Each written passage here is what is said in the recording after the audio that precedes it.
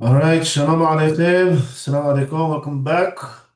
Um, we're go- we have like one more class after this in the second section of the Kuzari. So next week, I think we'll be finishing the second out of a total of five sections of the Kuzari.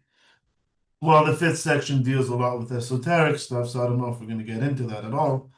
Um, so we're almost finished half of the Sefer HaKuzari.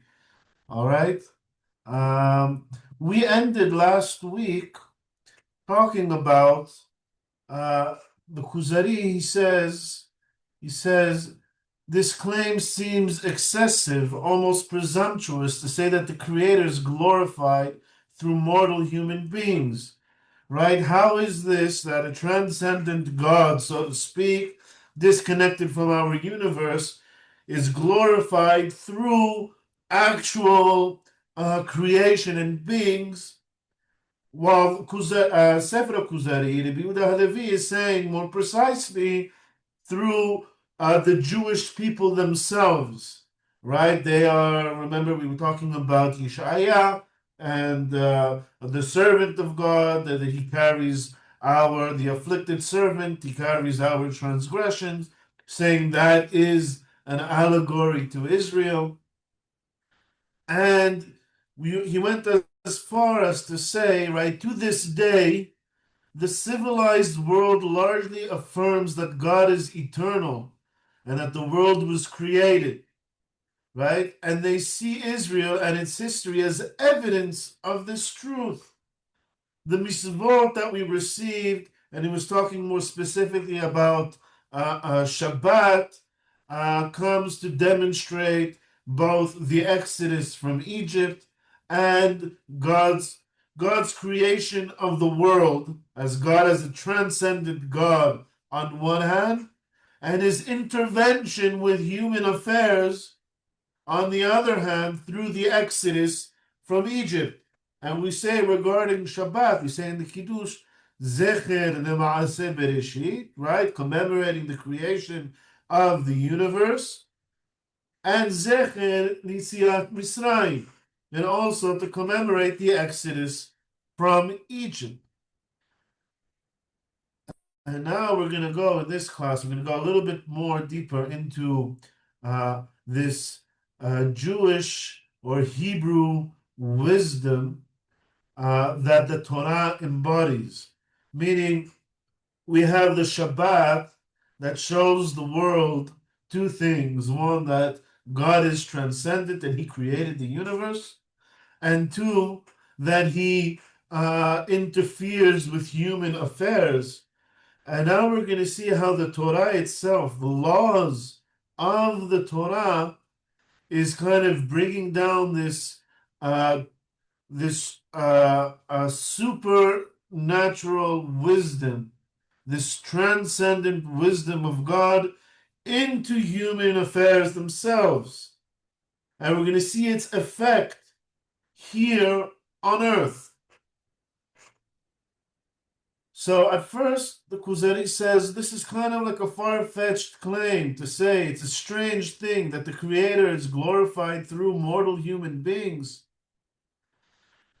And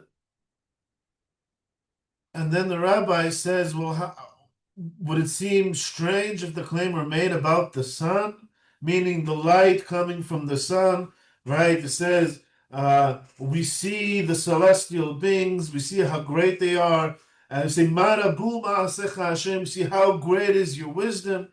Says you can say the exact same thing regarding the Jewish people and the Torah. Says, notice how David introduces the praise of the Torah. He begins with the sun. The heavens declare the glory of God, right? It says, Ma'aseh Magid Harakia, right?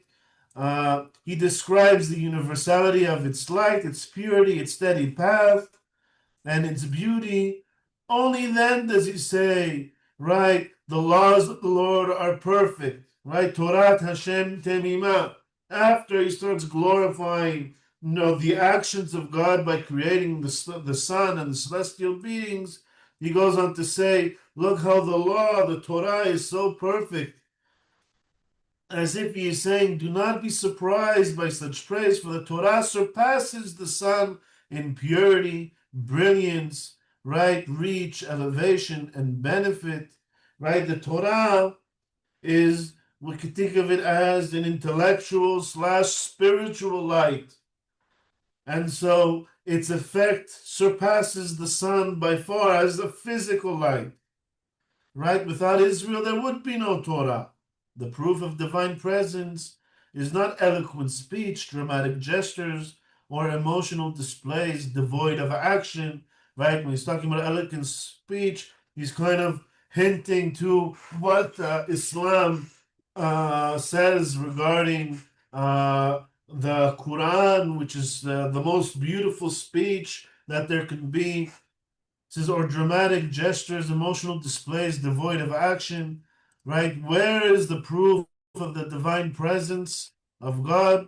It is found in a pure disposition expressed through demanding deeds, right? This is now he's going against Christianity. Christianity is all about belief, right? The Torah has been annulled. He says, no, there's demanding deeds, there's laws coming from God. And when you perform these deeds with commitment, love, and joy, right, that is how we, so to speak, manifest God's wisdom in this physical world.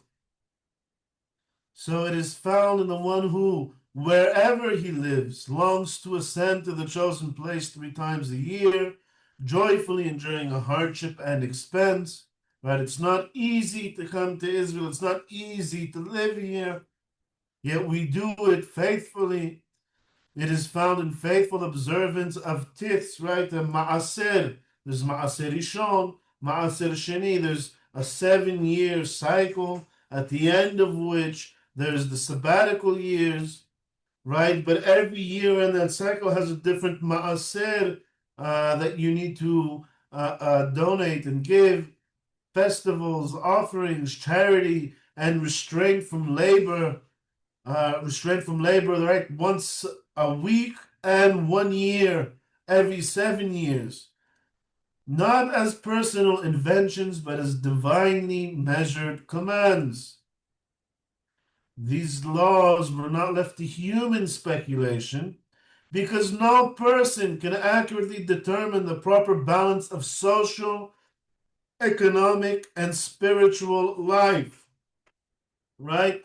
This is something that philosophers are breaking their heads on for generations, for thousands of years.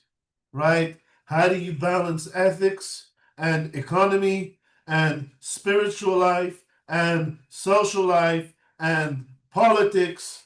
Right? How do you balance all of this together? And the Torah gives us a perfect formula. God himself structured them, ensuring that no tribe would permanently be impoverished. Right? We have the law of the Yovel.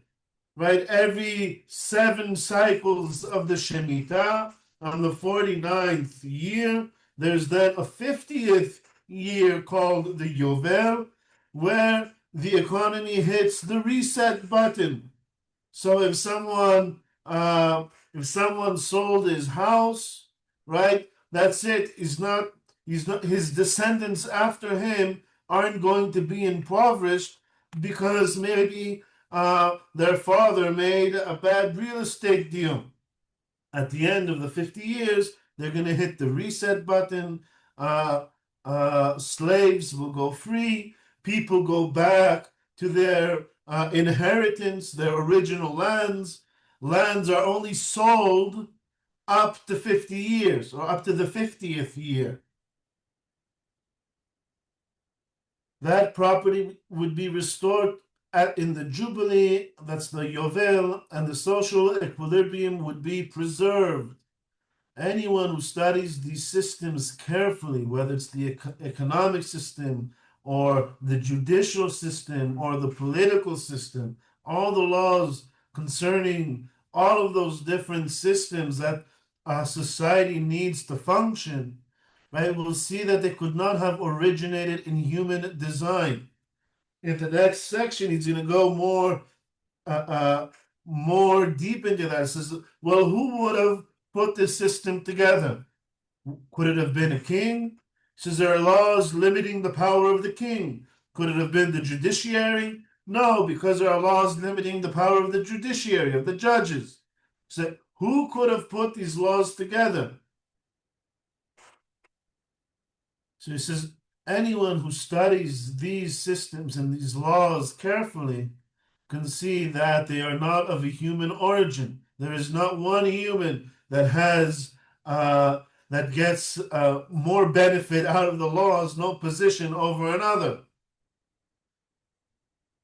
Regardless of what he's actually talking about here, the wisdom that goes into it, as Scripture says, he has not dealt so with any nation. Lo asachen lechol goy, right? There is no nation who received such a perfect legal system, right? Mishpatim bal yedaum, right? Laws that they do not know and understand, right? This order endured throughout both temples. Actually, it's talking about from the receiving of the Torah from Yehoshua all the way to the destruction, right, of the second temple, nearly 13 centuries, 1,300 years. And had Israel remained faithful, life would have resembled the days of heaven upon earth, meaning the reason why after 1,300 years it collapsed is not because the legal system collapsed, it's because the people abandoned that legal system that kept them orderly and in course for it's a system that could have survived eternity. So the Kuzari, he says there's many laws in the Torah, right? 613 misvot. Laws that are for the individual, laws that are for the judges, the legal system, for the political leadership, laws for the priesthood and religion. It says, yet today you seem overwhelmed by these demanding obligations. It seems like there's so many laws. What nation could possibly observe such a system now? And the Chacham, he kind of agrees with him. He said it's true, it's very encompassing of everything, right?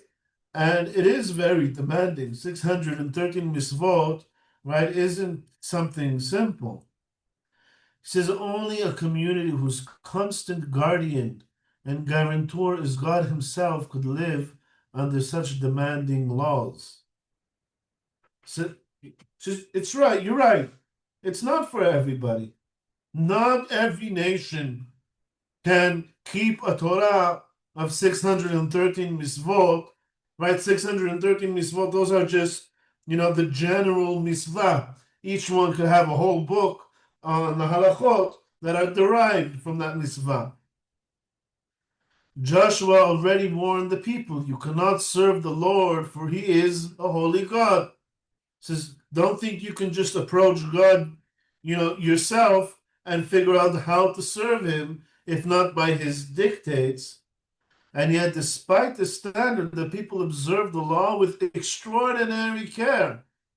In the incident of the consecrated property of Yericho, out of more than 600,000 Israelites, only one man, Achan, was found guilty.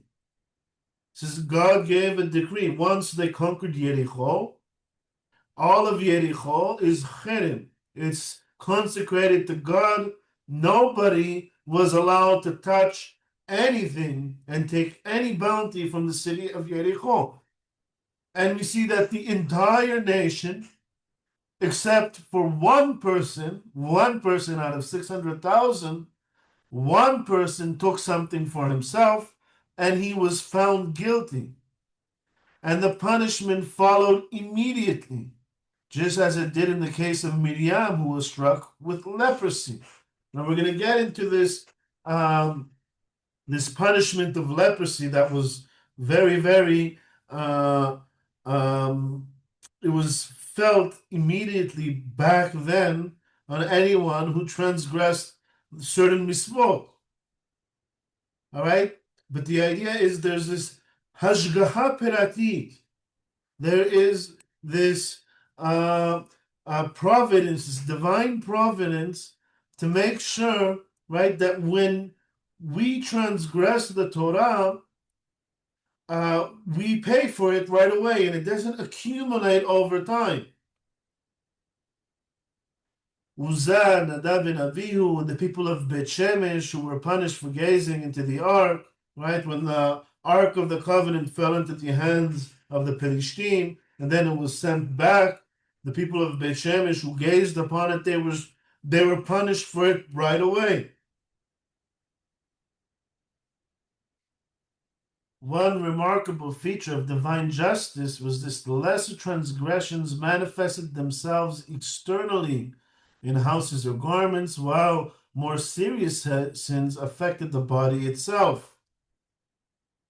Right? And this, by the way, was the Rambam Maimonides. He brings this punishment of Sarat as complete divine miraculous punishment that has no natural explanation.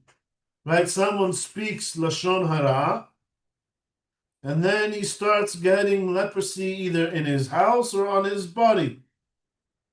And this is a directly divine punishment visited upon the people when they transgress, almost immediate. Remember how we said previously with God sent the Jewish people to Egypt. They were there for 400 years or 200 years. Because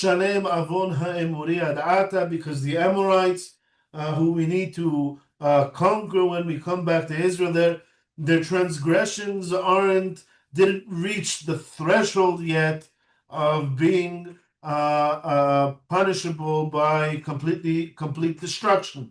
So God said, I'm going to wait for them to reach the proper threshold until they're deserving of being banished from the land, and then I'll bring you in and you'll inherit a land where the people occupying it are deserving of banishment. So God doesn't wait for us to accumulate too much transgression, but that the closer we are, the stronger the divine providence upon us is, the quicker we receive our punishments. So the priests were entrusted with studying the subtle and difficult discipline, determining whether such afflictions were expressions of divine judgment or natural conditions that were curable or incurable. Meaning, someone gets leprosy. There are natural causes for leprosy, and then they go to the priest, they go to the Kohen, and the Kohen needs to inspect it and say, no, this is a medical issue that you have. Go to the doctor and he'll prescribe some sort of medication for you. Or in certain cases, he'll say, no, this isn't a medical condition. This is a punishment, a divine punishment for transgression. Right? This is like the only kind of punishment that we see has divine intervention in it for the sake and the purification of the individual, the person who's doing it. This required deep knowledge and careful observation, sometimes over weeks, as in Miriam's case. Scripture alludes to this complexity when it commands, be very careful concerning the plague of leprosy. It says, to observe and do according to all the priests and the Levites shall teach you, as they shall instruct you. Asher yorucha. Right? So you go to the priest, he examines it, he tells you this is a medical condition, or this is tuma'ah, an impurity caused by uh, as a punishment from bad deeds.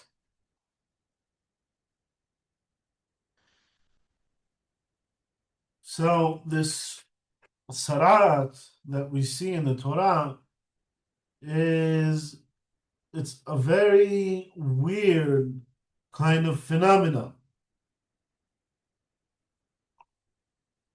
So the Kuzari says, do you have any explanation for these phenomena? Why is Tum'ah associated with Sarat? So he says, I have already said that, and this is beautiful. This is a beautiful answer. Before he answers him, right, he gives him something that we've said a couple of times already. Right? I have already said that human understanding cannot truly be compared to the divine influence, and that it is often proper to refrain from probing the ultimate cause of such matters.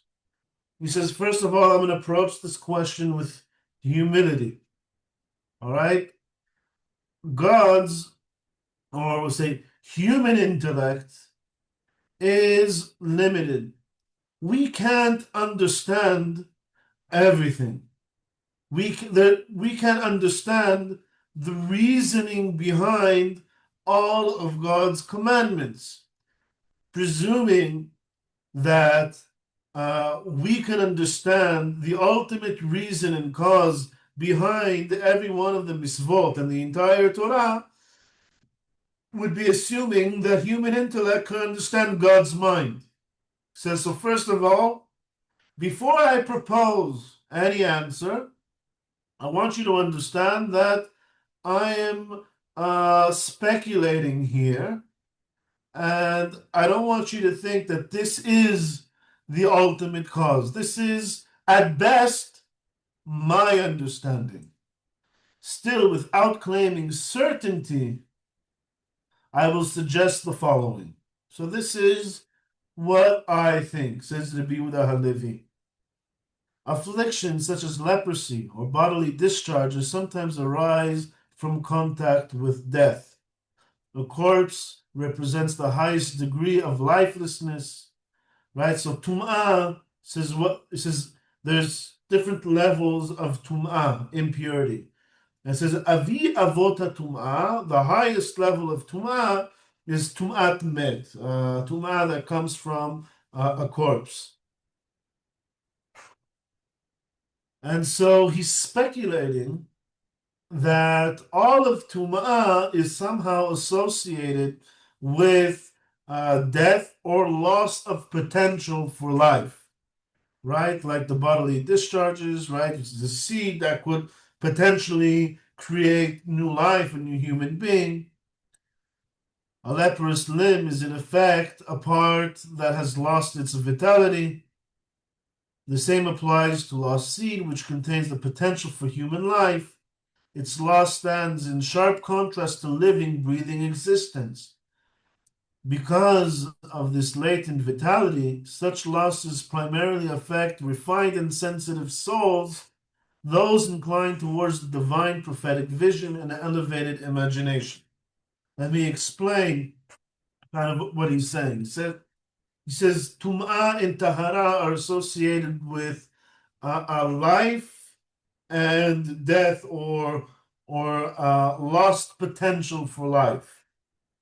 And it's kind of a sensitivity that comes from an elevated spirit, meaning the more elevated you are, the higher level you are, the more sensitivity you'll have to some sort of lost life or lost potential for life. This is what he is speculating. The truth is that Rambam, Maimonides, he went much, much deeper into the laws of Tumah and Tahara. He has a full analysis of all the laws of Tumah and Tahara, and it seems to be that this speculation of Rabbi Yehuda Halevi isn't 100% accurate. But still, this concept that he's introducing, though, is very, very true. Many people feel unsettled or diminished until they purify themselves after such experiences. Meaning, if you come into contact with death, right, it could be a traumatic event for you, and it could cause you a lot of distress. Experience shows that their touch can even damage delicate objects like pearl and wine. Most of us feel heaviness of spirit near graves or in a house containing a corpse, while coarser individuals remain unaffected. So people who, I don't know, they're out stealing and killing and they have less of a refined character, so they're more blunt, right? So when they come into contact with death, it's not as meaningful for them. However, someone who is more refined and delicate, when they come into contact with death, it has a lot more of an impact on them. So the same pattern appears in intellectual life, right? Someone seeking out wisdom, one who seeks clarity of thought or purity in prayer, feels disturbed by frivolous company, vulgar speech, or distracting environments. I personally have really a hard time next to people who are always swearing. I myself swear too, but that's usually contained within a traffic jam or something. But generally speaking, yeah, if I'm hanging around people who keep saying, speak vulgar and say bad things all the time, I feel disturbed by it. So it's all about the sensitivity you have to these things. So subtle realities are affected by subtle disruptions. So the more sensitive you are, I don't want to say sensitive as in, easily bothered, but uh, more subtle, right? The more refined you are, the more sensitivity you have to these kind of impacts. So I'm sure most of us, if we come into direct contact with a corpse or a person that just passed away, it would have an impact on us. Other people who are more refined, at least more refined than me, they'll feel more of an impact when they come into more subtle types of impurity.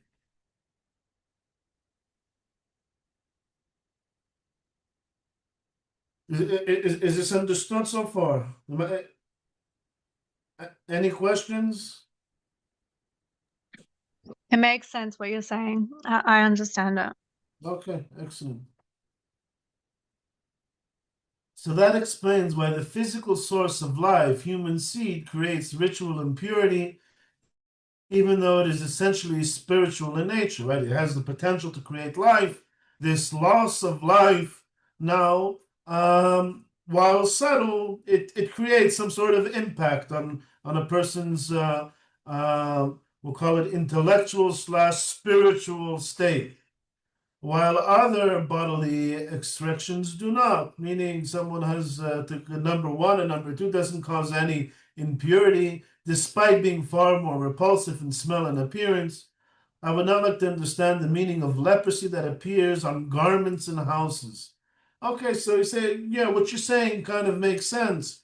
So, so let's go now into tzarat, right? Tumat tzarat, it actually shows up not just on a person's body, but which is really regarded as a divine intervention, is when leprosy itself appears not on a person's body, which could be natural causes, but on the houses and the walls or on a person's garments, on his clothing.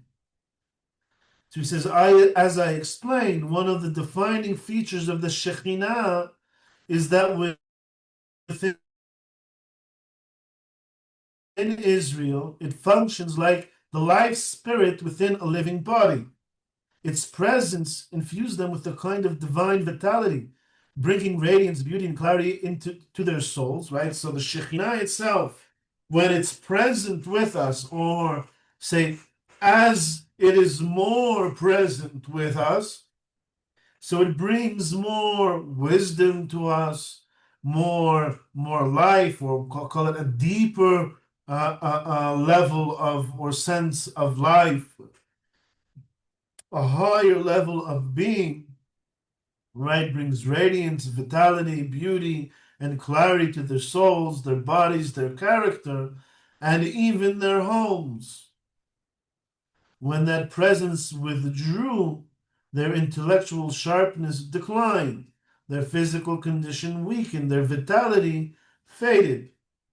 So, really, having this punishment of sarat, he's saying, especially in the walls and in the garments and not just on the body, is a sign of a very high level of spirituality.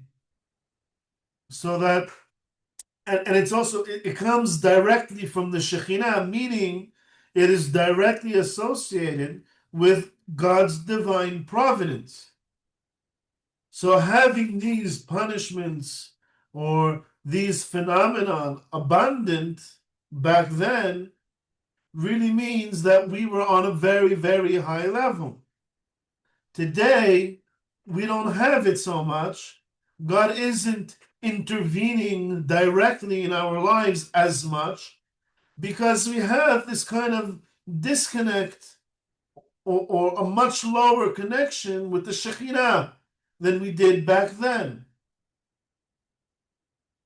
The absence of divine light left traces everywhere. So as it receded, meaning you sin, and so you kind of tint this connection that you have with the Shekhinah, then this leprosy comes in. Right now, we don't have this connection that we used to have. So there isn't this level of divine intervention, of divine providence. We see a parallel even in ordinary human experience. Sudden fear or deep sorrow can literally take one's breath away, immediately affecting the body. Meaning, we see how we call it emotional or intellectual / emotional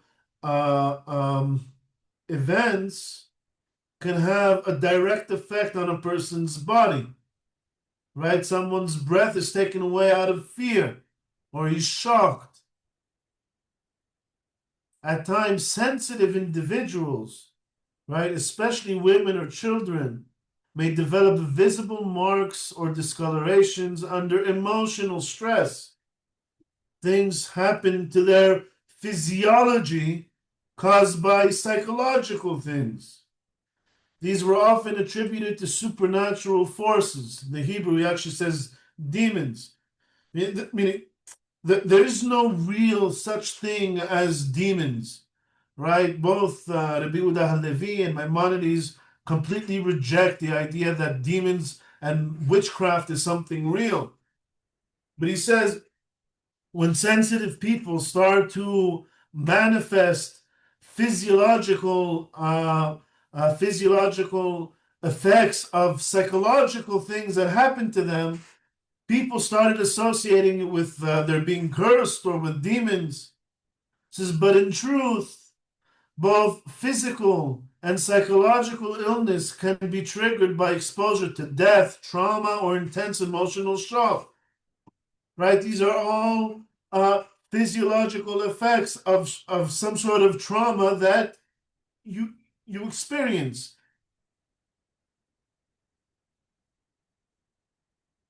Any questions on this? Okay, excellent.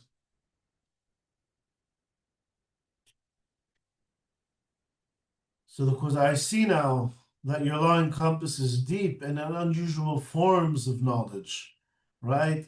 Being able to differentiate between medical leprosy, natural leprosy, as opposed to supernatural leprosy that comes as a result of divine providence for a punishment for something that you did, right? These are unusual forms of knowledge, but in order to understand the medical leprosy, you also need to understand medicine and natural knowledge, right? Or sciences. Science is not found in other legal systems. We see there's many mitzvot that we have that in order to understand them or even just to practice them, they require knowledge of different sciences. And he's going to bring some examples here. He says, yes, science was very, very widespread. Wisdom is very widespread among the Jewish people. The members of the Sanhedrin were required to be versed in every form of knowledge, real or speculative, practical or theoretical, meaning they needed to know not just understand medicine, but also understand pharmacology, right? Real sciences and speculative. Speculative, I think he means more here, non-real sciences like pagan practices and witchcraft. These are also things that they needed to be well versed in order to judge, including languages and even disciplines that others might dismiss as marginal. And how could a body of 70 scholars always be maintained? If one elder passed away, another of equal stature was ready to take his place. This could only be possible if learning was widespread among the people. A Sanhedrin, the requirements of being a member of the Sanhedrin is that you need to be able to know the 70 languages, you need to know all forms of sciences and wisdom, and there's always needs to be 70 or 71 members. If one passes away or if one is sick and can't sit in judgment, then there are others to sit in and substitute or replace him. Meaning this can only happen in a society that has so many wise men that are versed in all types of knowledge, that there's always 71 of these top elite geniuses ready to sit in the Sanhedrin, in the Supreme Court, at any given time. All branches of knowledge were necessary for the proper application of the law. Natural science was essential for agriculture. You needed to know botany to identify forbidden mixtures of crops, right? Certain types of seeds of crops can't be mixed or can't even be planted too close to each other. There's an issur of kilayim because they might mix and you'd be mixing two different species. To observe the laws of the sabbatical year and newly planted trees, kilayim and shemitah, to distinguish between plant species as so that their natural properties will not be corrupted. It is no small task to determine whether a grain belongs to barley or wheat, or whether a plant is one species or another, to know how far roots spread underground, how long produce remains viable, how much space must separate different plants, and how long land must rest between cycles.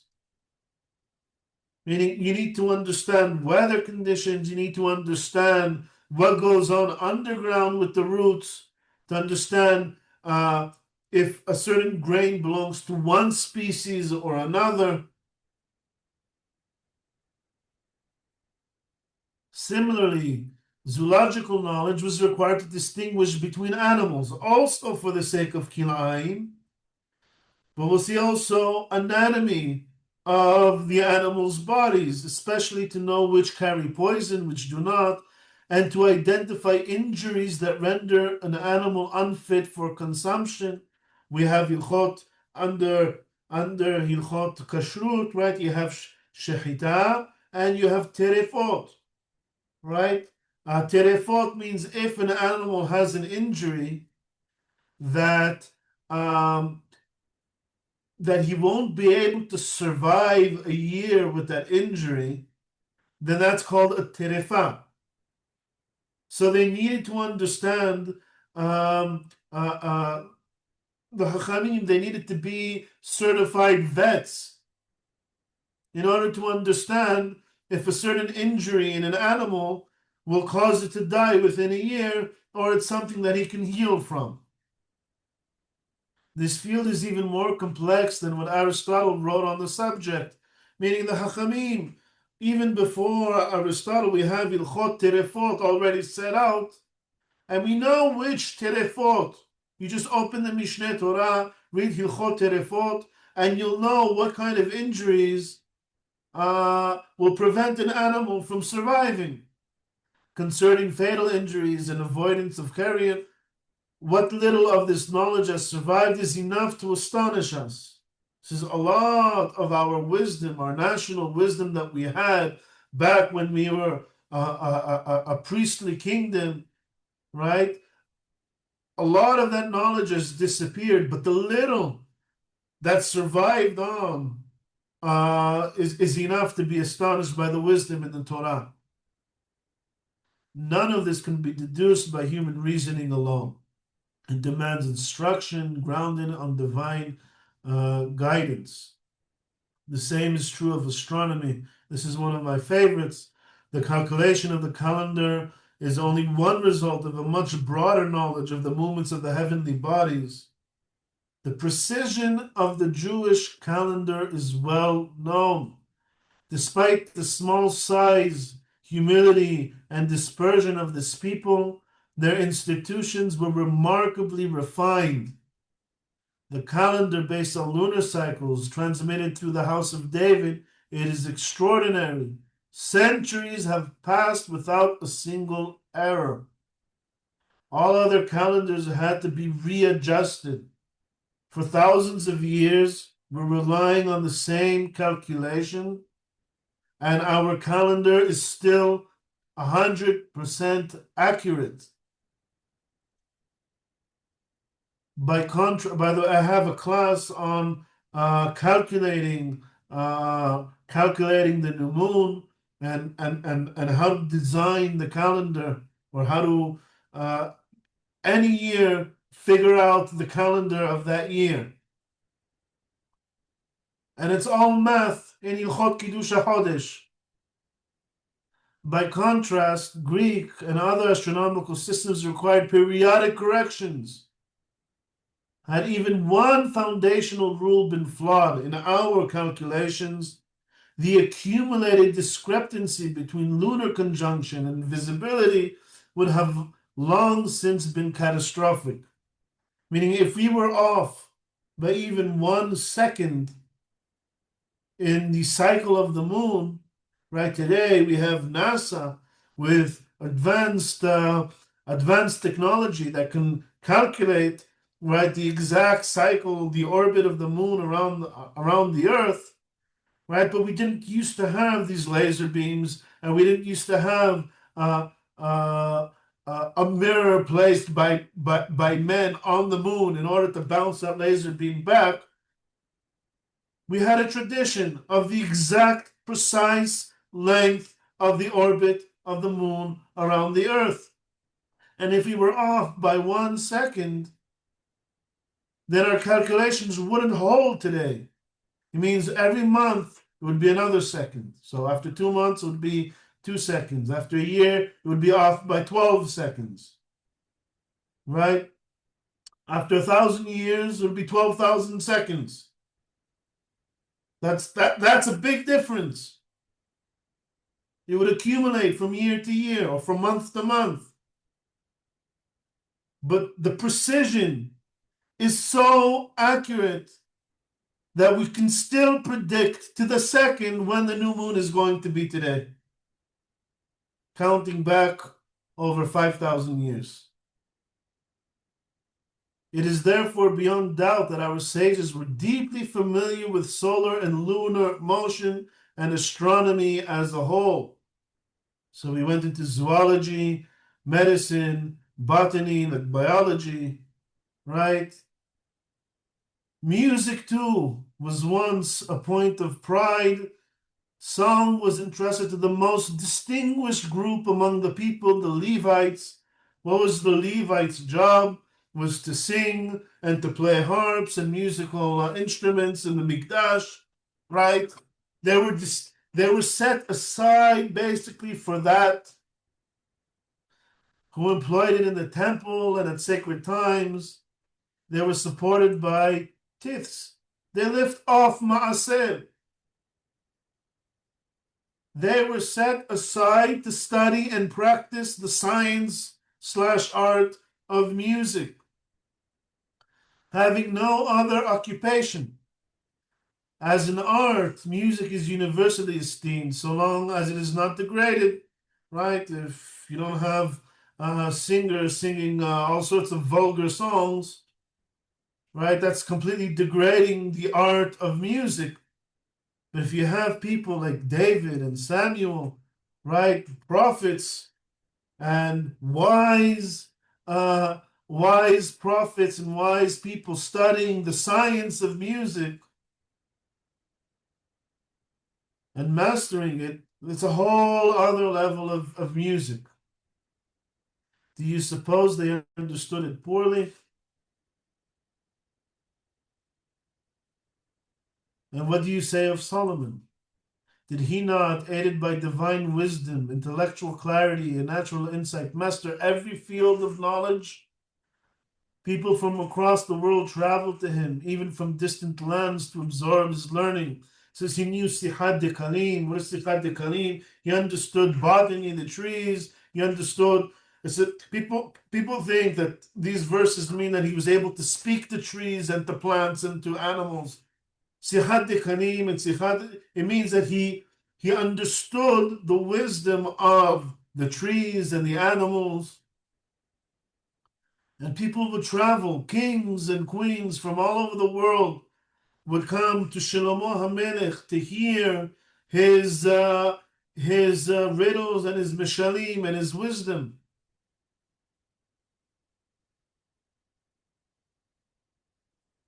The roots and principles of sciences pass from us to the Chaldeans, then to the Persians and the Medes, right? To the Persians and then to Medes, Madai and Yavan, then to Greece, and finally to Rome.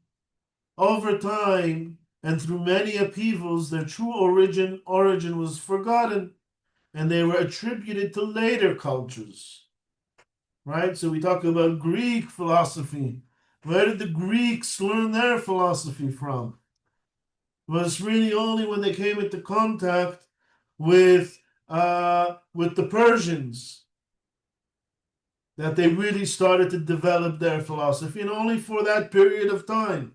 And then Greek wisdom disappeared. Yet Hebrew retains priority both in the nature of its language and in the depth and precision in its meaning. Right? Hebrew is a language of wisdom. I'm a very, very strong believer in learning languages, right? It's very important for me that my kids speak English. But as they were growing up and we were speaking a lot of Hebrew, people say, "Oh, but you speak English. It's your first language. You should teach your kids to only speak in English." I said, "No, I don't want their default language to be English. It's a great language to learn, to get around in the world and to read books and different. But I want them thinking in Hebrew, because Hebrew is the language of our wisdom, of our logic." And the original Hebrew, back when the Hebrews were at the top of the world, they were a nation of extremely wise people, versed in all the different wisdoms as we see. And the Torah itself, written in Hebrew, has the laws in all of these different disciplines. Hebrew is my favorite language. I really love the Hebrew language. It's such a beautiful language. And this is going to be really, we're going to get a lot more into the wisdom of the Hebrew language next week, right? Um, but what the Kuzari or what the Rabbi Yehuda Halevi is doing, like in this section, right? He's showing how remember, the light of the sun, like what's the light? It's a beautiful. We can't live without it, and this points to the glory of God. He says, look at the more refined light, not the physical light, the intellectual light coming from God, right? Our laws, which embody in them and manifest in them all these different disciplines of, of wisdom, of worldly wisdom, right? That is what really glorifies God. So when you have a nation that follows this legal system that is well versed in all the wisdoms of the world, right? You have a nation that is demonstrating for the world the wisdom of God, whether it's in ethics, in biology, in astronomy, right? In politics and in judiciary.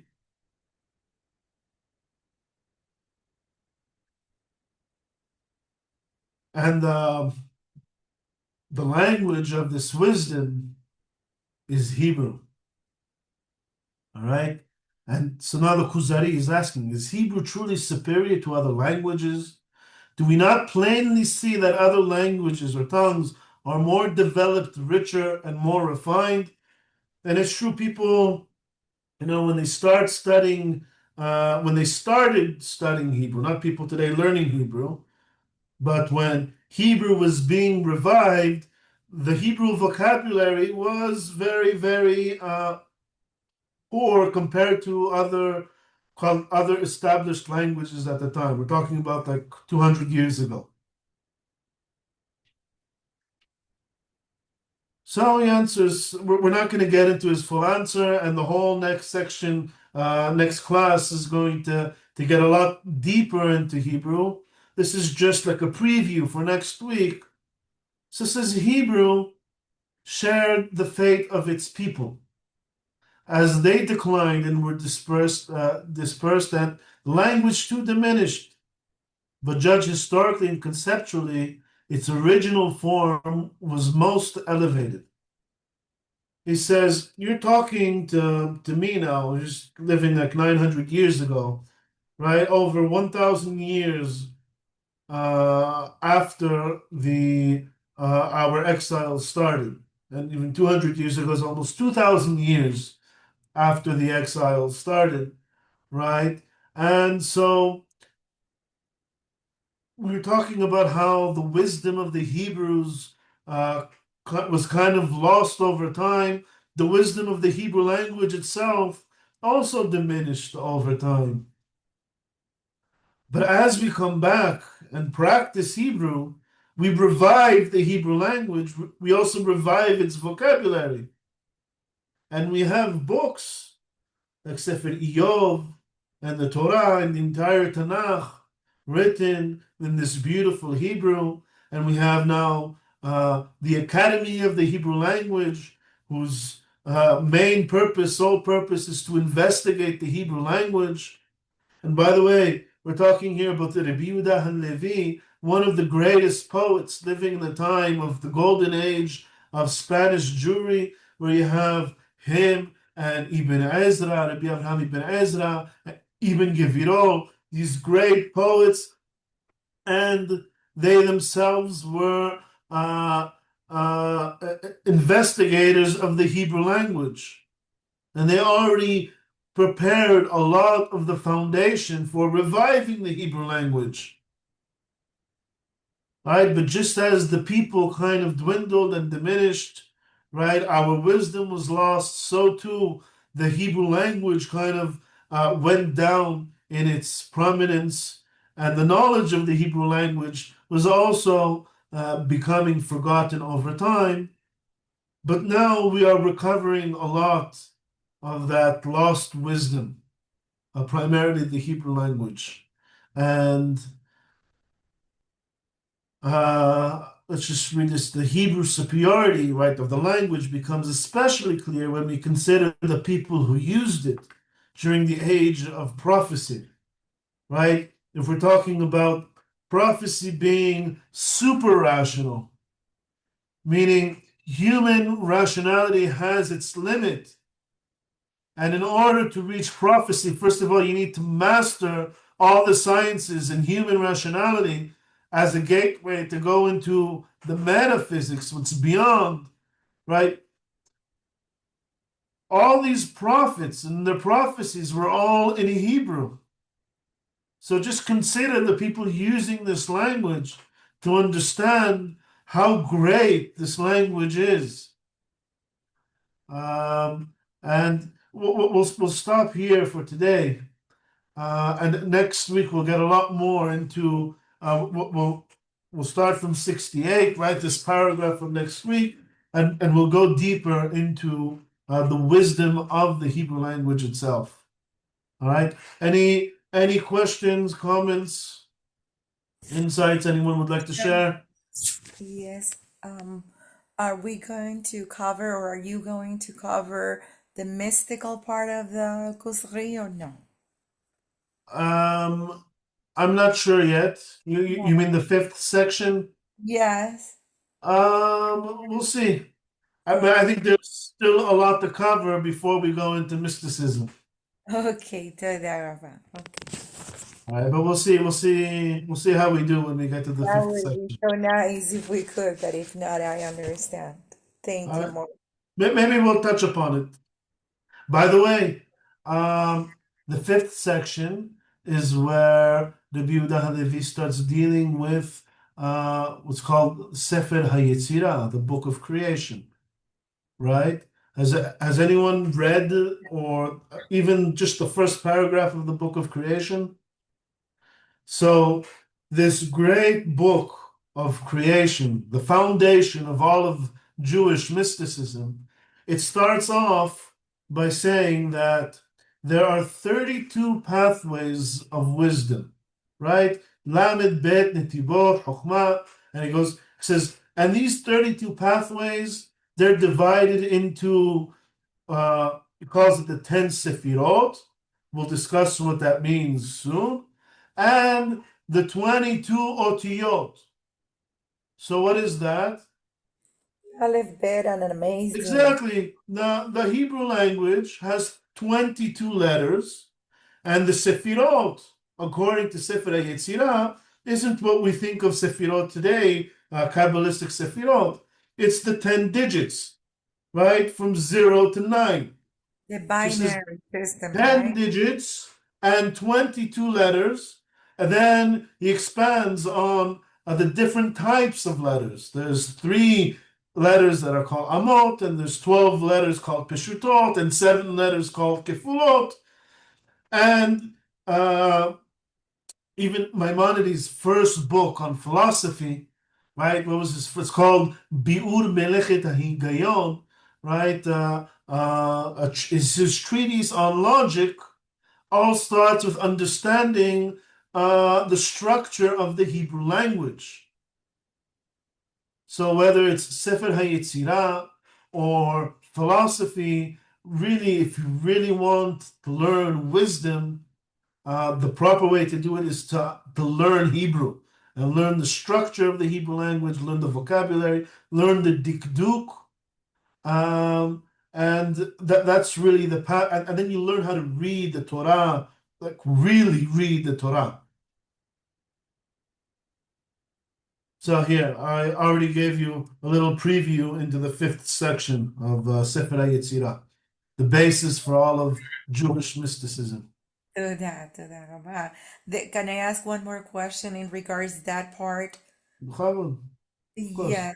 Listening to one of the rabbis, Kabbalistic Mekubal, it talks about the origin of all neshamots come from the legs, metaphorically speaking, of Hashem that were made of sapphires, and that's where Sefirot word comes from. It could be that Sefirot really comes also from sapphire. There's a pasuk talking about. We'll read it soon, actually. After the Ma'amad Har Sinai, right? It talks about the Atzilei Bnei Israel, the nobles of the people of Israel. It says Vayichezu et Elohim, right? And they had a revelation of God.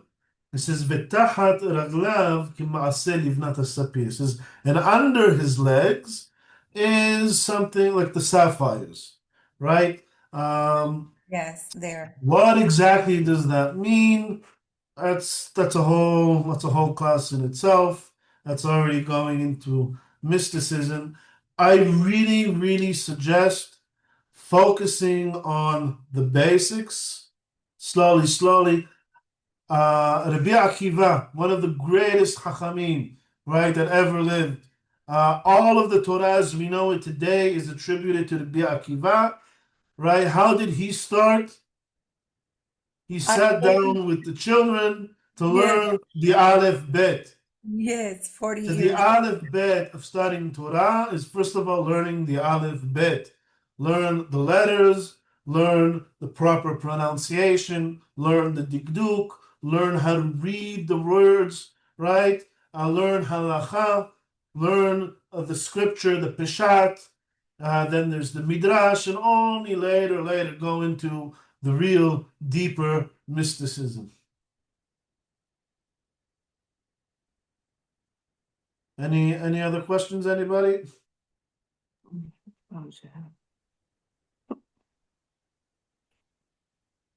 Oh, by the way, regarding what you said, it's not from the sapphires of his legs. This is v'tachat raglav. Under his legs there are sapphires. Under his Right. leg, under his So leg. And the neshamots come from there?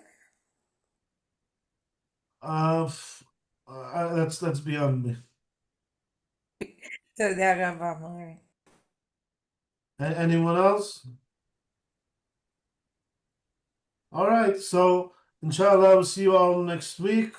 We'll continue discussing the Hebrew language, and that'll be, we'll probably finish the second section of Sefer HaKuzari next week's lecture.